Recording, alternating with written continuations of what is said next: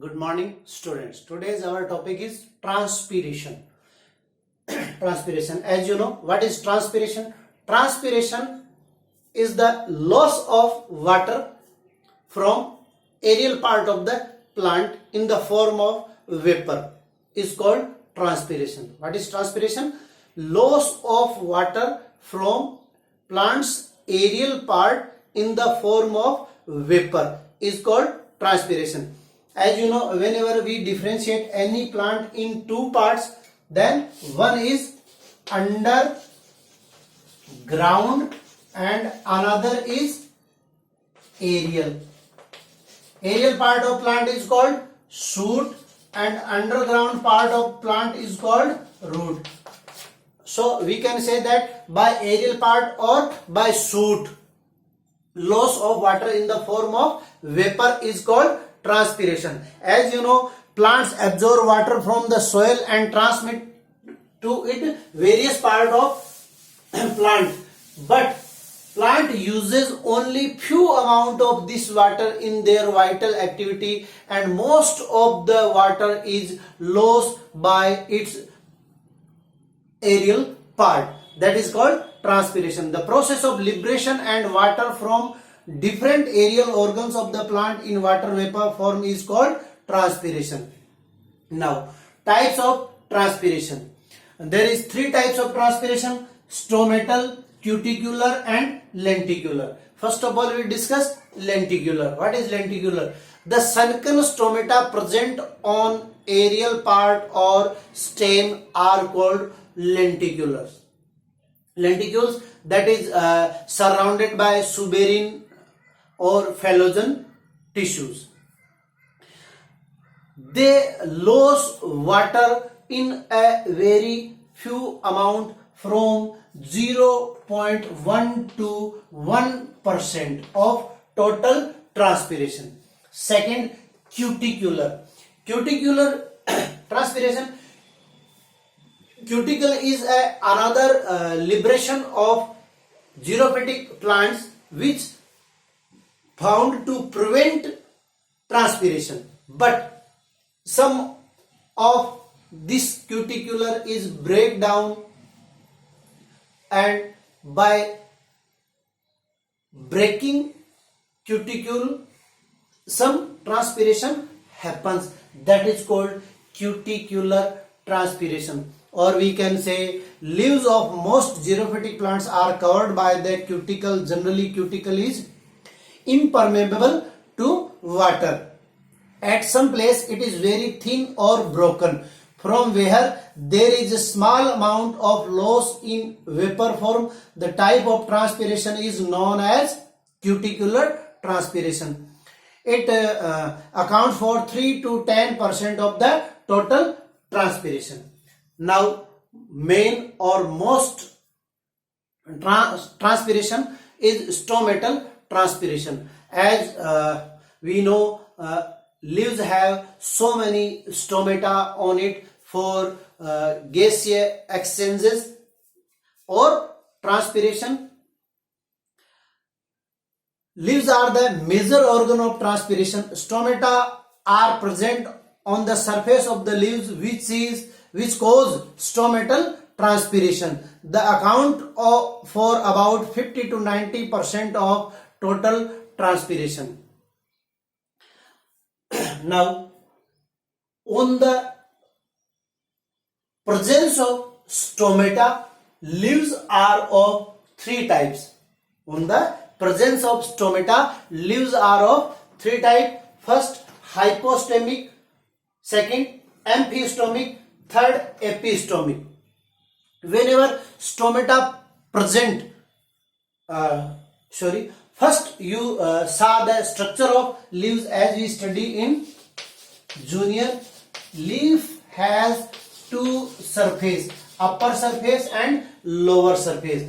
Upper epidermis, upper cuticle, lower epidermis, lower cuticle. Here stomatas are present in between the epidermal cell. These are the stomata, and the middle part of the leaf is called mesophyll tissue, and mesophyll tissue is differentiated into two parts in dicotyledons: palisade tissue and spongy tissue. But in monocot stem, these mesophyll tissue is made up of only a single tissue like palisade tissue. So here two surface of leaf, upper and lower, just like this.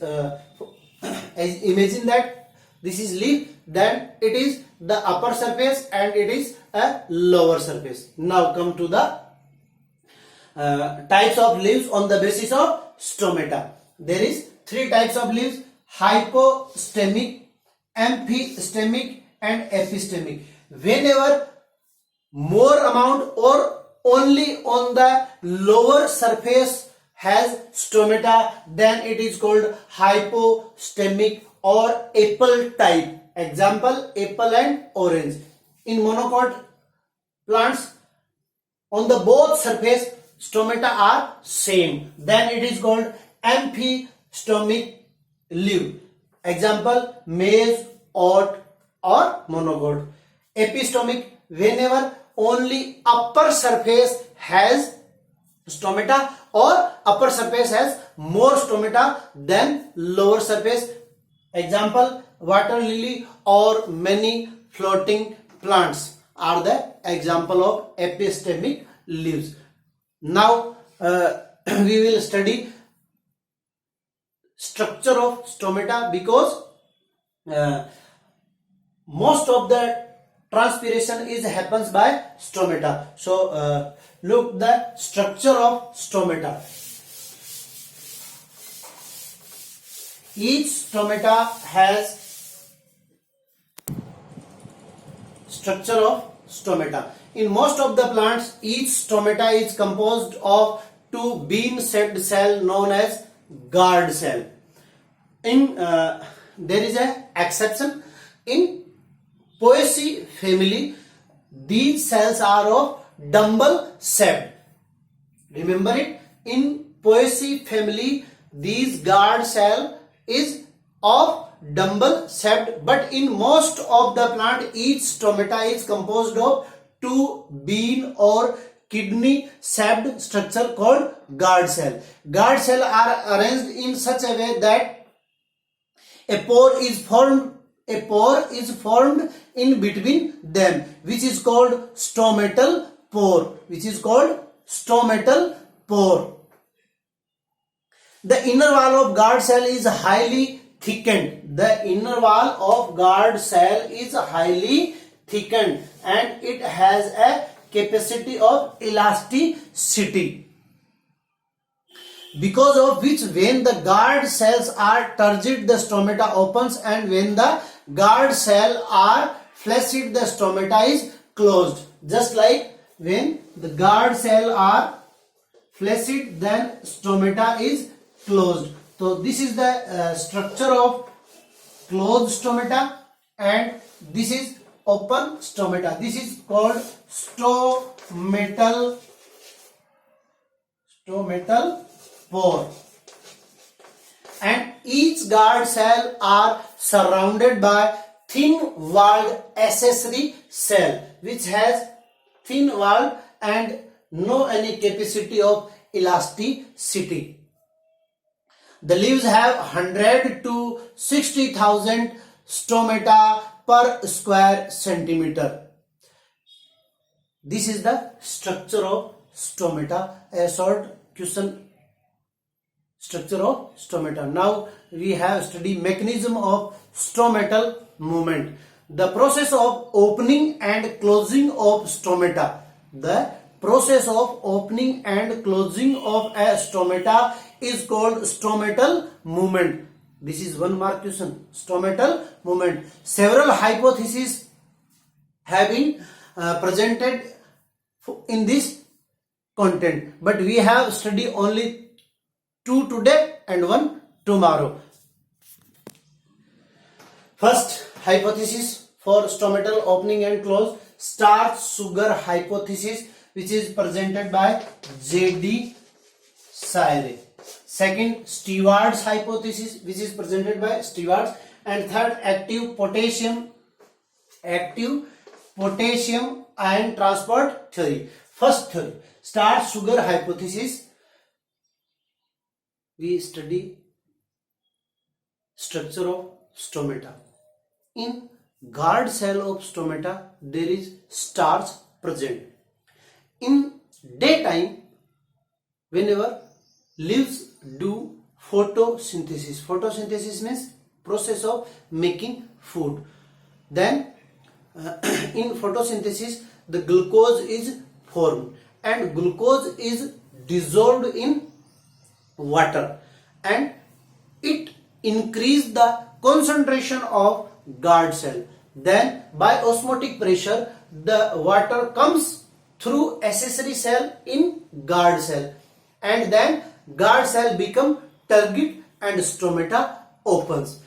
In the night there is no any photosynthesis and plant makes reserve food material in the form of starch, or we can say glucose is converted into starch, and starch is insoluble in water. So the concentration of guard cell is decreased, and by decreasing concentration the water moves to the accessory cell and then guard cells are flaccid and the stomata is closed. After that, Stewart stated that the glucose is converted in so many forms in the process of glycolysis. Glucose change in glucose 6-phosphate, and glucose 6-phosphate is more dissolvable in water, so it increased the concentration level of guard cell at the time of day and stomata by turgidity opens, and in the night there is no any photosynthesis or no any changes in form of glucose, so glucose convert into starch and starch is undissolvable in water and concentration of guard cell is decreases, so water comes in the accessory cell and guard cell become flaccid and stomata open.